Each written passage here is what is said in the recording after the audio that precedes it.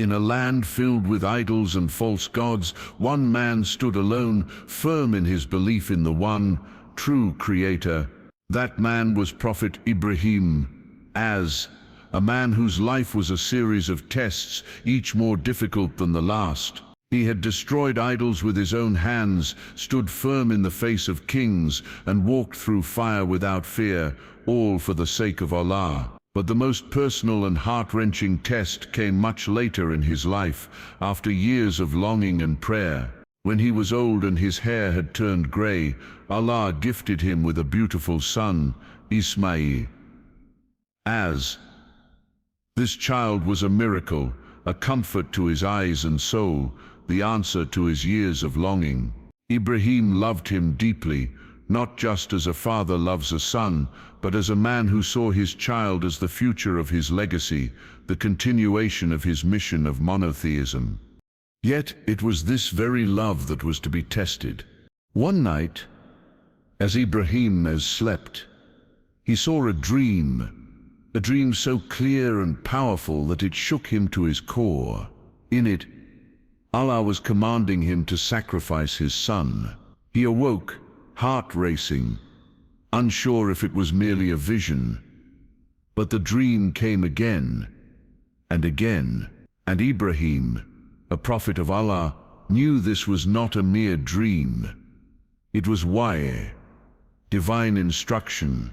It was a test, not just of his faith, but of the deepest chambers of his heart. Could he give up what he loved the most for the one he loved above all? He didn't delay. He didn't bargain. He didn't question. His heart, though filled with the love of a father, remained firm in the command of his Lord. With calmness and sincerity, he approached his son and told him, "O my dear son, I have seen in a dream that I must sacrifice you. So tell me, what do you think?" Imagine that moment, a father speaking such words, and a son listening to them, not with fear or rebellion, but with faith. Isma'il, as young and brave, replied, "O my father, do as you are commanded. You will find me, inshallah, among the patient." There was no hesitation. The father was ready to act. The son was ready to be sacrificed. Not because they lacked love, but because they had complete submission to Allah, the very definition of Islam. As Ibrahim prepared the place of sacrifice, he laid his son down gently. He turned his face away so he wouldn't have to look into the eyes of the boy he adored.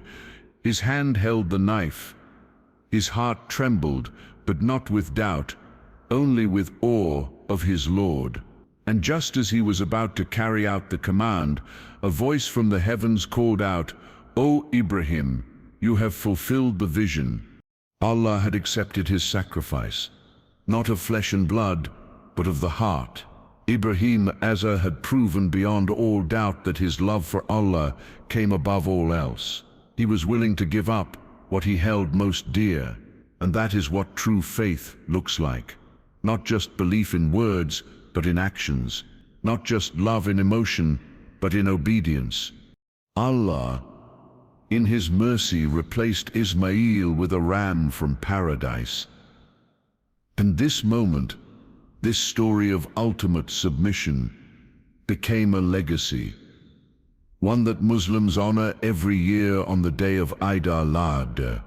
As deep faith and submission continue to inspire hearts around the world, reminding us that the path to Allah often requires letting go of our attachments, our comfort, even our very selves, for His pleasure alone. Isma'il was not an ordinary child. He was born after years of longing, in a time when Prophet Ibrahim had already become old and weak. The joy of his birth was immense. A miracle child, gifted by Allah in response to endless prayers, Isma'il was a symbol of hope, love, and divine mercy.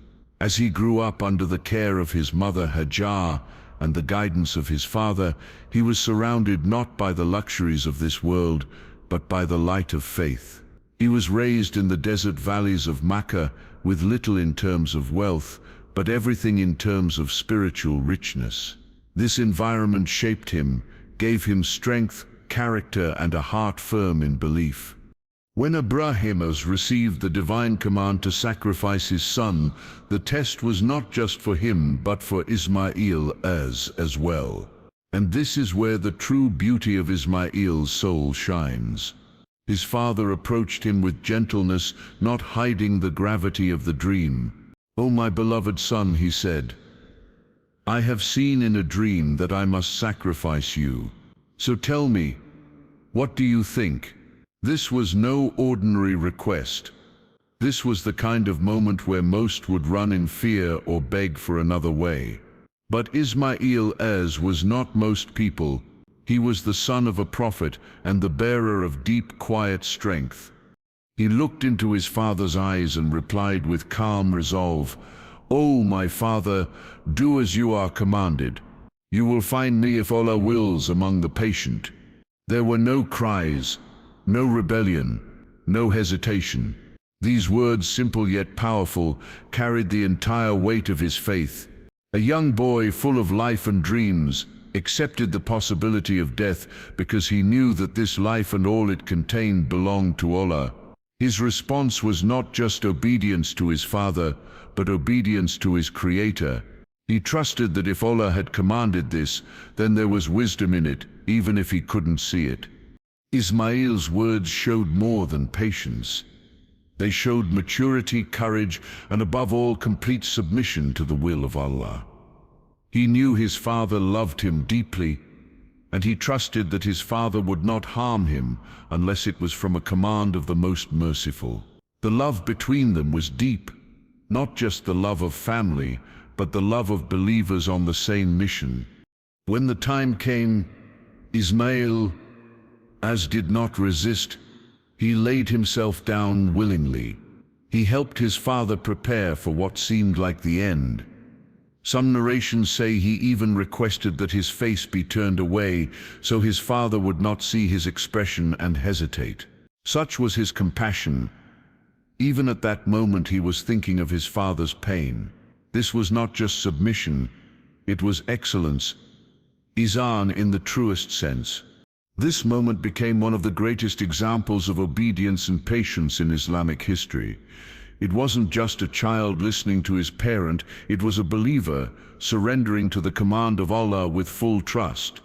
And that's why Allah immortalized Isma'il's words in the Quran. His story is not just remembered during al-Adha, it lives on in every moment a believer is tested and chooses submission over rebellion, faith over fear. Isma'il proved that even in youth, one can reach the heights of spiritual strength. His patience wasn't passive. It was filled with love, faith, and courage, a beacon for every young believer to follow. The command given to Prophet Ibrahim to sacrifice his son was not just a personal trial, it was a divine lesson that echoed through time, teaching humanity about the nature of tests and the depth of true submission. Throughout his life, Ibrahim had already faced many challenges, confronting idol worship, standing alone against a nation, being thrown into a blazing fire, and leaving his family in the barren desert of Makkah. Yet none of those tests pierced the heart as sharply as this one. Allah asked for something beyond physical endurance. He asked Ibrahim to place his love, emotions, and attachments on the altar of obedience. Tests from Allah come in many forms. Sometimes they are physical, sometimes emotional, and sometimes deeply spiritual. But in every test, Allah is not punishing us. He is refining us. And in this story, the test was designed to touch the deepest place of the human soul, the love between a parent and child. Ibrahim had waited decades for this child. Isma'il was not just his son. He was the answer to years of prayers, a symbol of hope, and the beginning of a divine promise. To be asked to give that up was a test that reached beyond reason. But Ibrahim has understood something that many forget. Life is not about what we want. It's about what Allah wants. And in every trial there's a chance for the believer to rise. This test was not about the death of a child. Allah is the most merciful. He never desires harm for His creation. Rather, the test was about where the heart truly belongs. Was the love of the son stronger than the love of the Creator?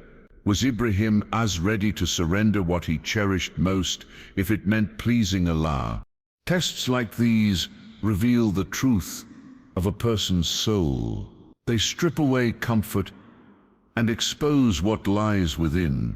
For Ibrahim, what lay within was a heart completely devoted to Allah, a heart that didn't question, argue, or hesitate. He didn't ask for a delay. He didn't seek a second opinion. He submitted because he knew that the one who was commanding him was not just his Lord. He was the most just, the most wise. And that is the nature of divine tests. They are not for Allah to see who we are. He already knows. They are for us to see who we are. When we're tested, we discover our true priorities, our true strengths, and the real depth of our faith. In that moment, Ibrahim showed not only his trust, but the highest level of spiritual surrender. And when he passed the test, when the knife was lowered and the command was fulfilled, Allah showed the world what He truly wanted, not the blood, not the sacrifice, but the sincerity of the heart. A ram from paradise was sent in place of Isma'il, and that moment became an eternal symbol of trust, faith, and divine mercy. This story teaches us that the tests of Allah may seem heavy, even unbearable, but within them is hidden a purpose, a wisdom, and a chance to elevate ourselves spiritually. Sometimes Allah takes us to the edge, not to break us, but to teach us how far we can go when we rely only on Him. The story of Ibrahim and Isma'il is not just a tale of sacrifice. It is the perfect example of how the greatest trials often hold the greatest honor. As the knife hovered in the air, and the heart of a father trembled not out of fear, but reverence, a voice called from the heavens. It was a divine moment, still, heavy with silence. Then suddenly the command came, "O Ibrahim, you have fulfilled the vision." And in that instant, the impossible became a miracle. Allah, in His boundless mercy, replaced the boy, Isma'il, with a ram from paradise, and the sacrifice was completed without harm. This was not just a relief for a father and son. It was a moment that unfolded the true essence of Allah's mercy, power, and wisdom. From the beginning, the command to sacrifice was a test. Allah never intended to take the life of Isma'il. He is Ar-Rahman, the most merciful, and does not desire suffering for His believing servants. But He is also Al-Alim, the all-knowing, and He knew that to purify the hearts of the most beloved of His creation, a trial of that magnitude was necessary. Through this, the world would witness the full reality of submission, obedience, and divine mercy. The moment the sacrifice was stopped, Allah's mercy flowed like a wave of light. Ibrahim was not only relieved, he was honored. He had reached the pinnacle of obedience, and instead of taking something from him, Allah gave him more. This is a divine secret. When you give something up for Allah, He replaces it with something better, something eternal. A ram was sacrificed in place of a human life, but in doing so, Allah established a tradition of mercy, remembrance, and unity for the generations to come. This substitution of the ram symbolized more than relief. It was a reward for sincerity. It showed that Allah does not want blood, nor does He need it. As mentioned in the Quran, It is neither their meat nor their blood that reaches Allah, but it is your piety that reaches Him. Surah Al-Hajj 22:37. This powerful verse captures the heart of the story. Allah is not interested in outward rituals if the heart is empty, but when the heart is full of faith, even the smallest of sacrifices becomes heavy with meaning. In this moment of mercy, we also witness the beginning of a legacy. The ram from paradise was not just a substitute, it was a divine declaration that this act of devotion would be remembered for all time. It became a symbol of al-Adha, the festival of sacrifice, where millions of Muslims across the world honor the spirit of Ibrahim, by sacrificing an animal, feeding the poor, and remembering that Allah's mercy always comes to those who submit sincerely. This story, with all its emotion and intensity, ultimately ends not in sorrow but in celebration. A father's tears turned into joy.